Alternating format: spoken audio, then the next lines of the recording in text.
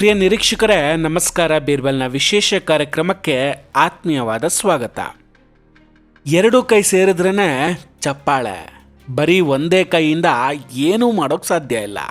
ವೀಕ್ಷಕರೇ, ಉತ್ತರ ಪ್ರದೇಶದಲ್ಲೂ ಅಷ್ಟೇ, ಕೇವಲ CM ಯೋಗಿ ಆದಿತ್ಯನಾಥ್ ಅವರು ಮಾತ್ರ ಖಡಕ್ಕಾಗಿದ್ರೆ ಸಾಲದು, ಅಲ್ಲಿನ ಪೊಲೀಸ್ ಅಧಿಕಾರಿಗಳು ಕೂಡ ಹಾಗೇ ಇರಬೇಕು. ಇಲ್ಲವಾದರೆ ಏನೂ ಮಾಡೋಕ್ಕಾಗಲ್ಲ. ಉತ್ತರ ಪ್ರದೇಶದ ಕಾನೂನು ಸುವ್ಯವಸ್ಥೆ ಇಷ್ಟೊಂದು ಸುಧಾರಿಸೋದಕ್ಕೆ ಕಾರಣ ಅಲ್ಲಿನ ಪೊಲೀಸರು. ಯೋಗಿಜಿ UP ಪೊಲೀಸರಿಗೆ ಫ್ರೀ ಹ್ಯಾಂಡ್ ಕೊಟ್ಟಿದ್ದಾರೆ. ಅದನ್ನು UPಯ ಪೊಲೀಸರು ಕರೆಕ್ಟಾಗಿ ಬಳಸ್ಕೊಳ್ತಿದ್ದಾರೆ. ಉತ್ತರ ಪ್ರದೇಶ ಬಹಳ ಬ್ಯುಸಿಯಾಗಿರುವಂತಹ ರಾಜ್ಯ. ಪೊಲೀಸರು ಯಾವಾಗಲೂ ಅಲರ್ಟ್ ಆಗಿರಬೇಕಾಗುತ್ತೆ.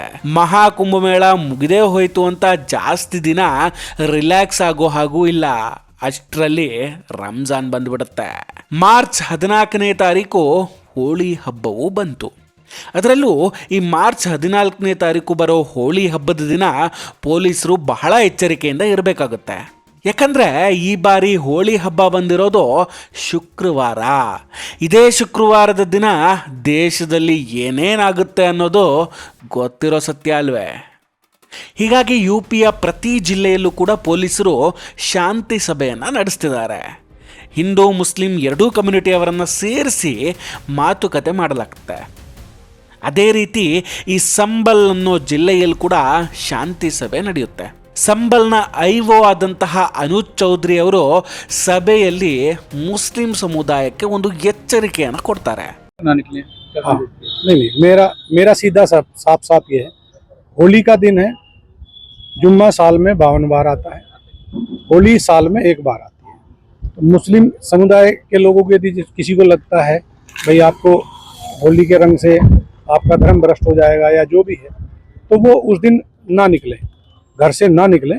और यदि निकले तो उसका इतना बड़ा दिल होना चाहिए, वो दिल होना चाहिए कि भाई सब एक जैसे हैं, रंग तो रंग है. ನಿಮಗೆ ಜುಮ್ಮಾ ವರ್ಷಕ್ಕೆ 52 ಸಲ ಬರುತ್ತೆ. ಆದರೆ ಹಿಂದೂಗಳಿಗೆ ಹೋಳಿ ವರ್ಷಕ್ಕೊಂದೇ ಸಲ ಬರೋದು. ಹೀಗಾಗಿ ನಿಮಗೆ ಬಣ್ಣ ಇಷ್ಟ ಇಲ್ಲ ಅಂದರೆ ತೊಂದರೆ ಆಗುತ್ತೆ ಅಂತಾದರೆ ಆವತ್ತಿನ ದಿನ ಮನೆಯಿಂದ ಹೊರಗೆ ಬರಬೇಡಿ. ಈ ಮಾತು ಹೇಳೋದಕ್ಕೂ ಗುಂಡಿಗೆ ಬೇಕು ಬಿಡಿ.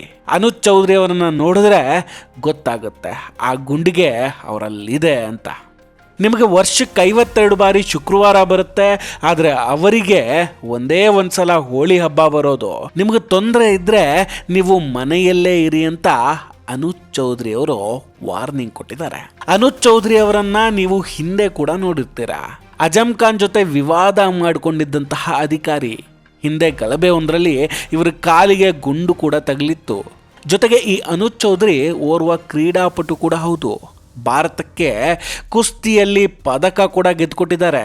ಒಂದು ಸಲ ಇವರ ಬಾಡಿ ನೋಡಿದ್ರೆ ಅದರ ಮುಂದೆ ಯಾವ ಸಲ್ಮಾನ್ ಖಾನು ಇಲ್ಲ, ಯಾವ ಋತಿಕ್ ರೋಷನ್ನು ಇಲ್ಲ, ಯಾವ ಶಾರುಖ್ ಖಾನ್ ಕೂಡ ಇಲ್ಲ.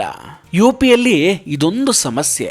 ಯಾವಾಗಲೂ ಹೋಳಿ, ದೀಪಾವಳಿ, ಹಜ್, ಹನುಮಾನ್ ಜಯಂತಿ, ರಾಮನವಮಿಯ ಹಬ್ಬಗಳಲ್ಲಿ ಹಿಂದೂಗಳ ಮೇಲೆ ಕಲ್ಲು ಹೊಡೆಯೋ ಶುರು ಮಾಡ್ಕೊಳ್ತಾರೆ, ಟಾರ್ಚರ್ ಕೊಡೋದು ಮಾಡ್ತಾರೆ. ಹೀಗಾಗಿ ಸಂಬಲ್ನಲ್ಲಿ ಅನುಜ್ ಚೌಧರಿ ಮೊದಲೇ ಈ ಎಲ್ಲದಕ್ಕೂ ಬ್ರೇಕ್ ಹಾಕೋದಕ್ಕೆ ತಯಾರಿಯನ್ನು ಮಾಡ್ಕೊಂಡಿದ್ದಾರೆ. ಸಂಬಲ್ನ ಒಳಗೆ 38 ಚೆಕ್ ಪೋಸ್ಟ್ಗಳನ್ನು ಆಲ್ರೆಡಿ ನಿರ್ಮಿಸಲಾಗಿದೆ.